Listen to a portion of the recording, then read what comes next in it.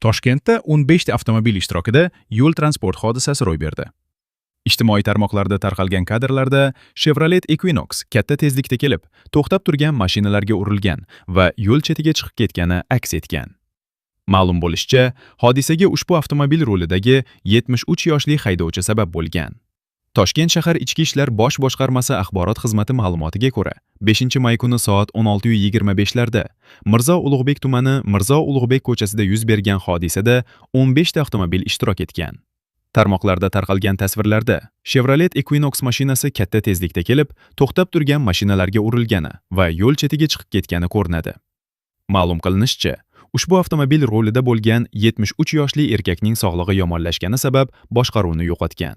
Oqibatda avtomobil svetoforning qizil chirog'ida to'xtab turgan bir nechta transport vositalariga urilib, zanjirli to'qnashuv sodir etgan. Yo'l transport hodisasi oqibatida jami 15 ta transport vositasi texnik shikastlangan.